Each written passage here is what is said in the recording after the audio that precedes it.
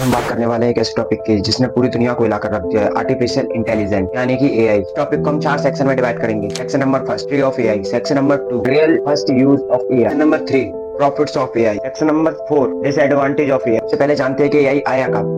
Artificial intelligence का concept सबसे पहली बार 1955 में आया, जब American scientist James M Slater ने सबसे पहले इस शब्द का इस्तेमाल किया। उस समय उन्होंने कहा था कि मशीनें भी सोच सकती हैं अगर हम उनको सही तरीके से प्रोग्राम करें तो।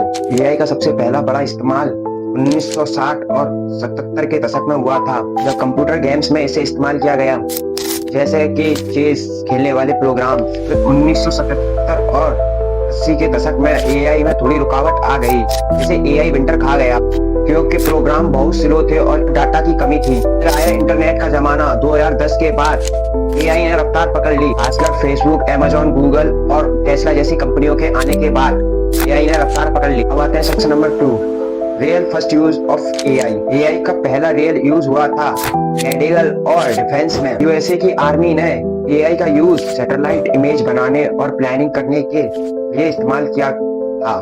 इसके बाद एआई हेल्थ केयर में लाया गया, जहां एआई मशीन से कैंसर जैसी बीमारियों को पहचानने में डॉक्टरों की मदद करने लगी।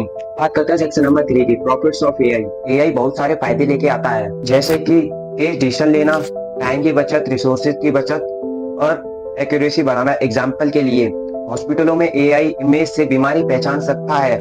एग्रीकल्चर में एआई बता सकता है कौन सी फसल कहाँ लगनी चाहिए। फैक्ट्रियों में एआई प्रोडक्शन तेज कर देता है। और बिजनेस में कस्टमर सपोर्ट, मार्केटिंग और एनालाइज एआई से स्मार्ट हो चुका है। अब बात करते हैं section number 4, disadvantage of AI. लेकिन जैसे हर चीज के दूसरा पहलू होता है, वैसे ही एआई के कुछ खतरे भी हैं। सबसे बड़ा खतरा जॉब्स का जाना। जैसे जैसे मशीनें काम सीखती जा रही हैं, वैसे वैसे लोग कह रहे हैं कि इंसानों की जरूरत कम हो रही है। दूसरा, प्राइवेसी का खतरा। बहुत सारा डाटा कलेक्ट करता है, जिसमें हमारा पर्सनल डाटा भी होता है। तीसरा, बेस। अगर एआई गलत डाटा से कलेक्ट किया गया है तो उसके डिसीजन भी गलत हो सकते हैं। और चौथा, कंट्रोल। अगर कभी अब एआई अपने आप सोचने लगा तो क्या होगा। सबसे बड़ा डर यही बना जा रहा है कि एआई अपने आप सोचने लगा तो क्या होगा।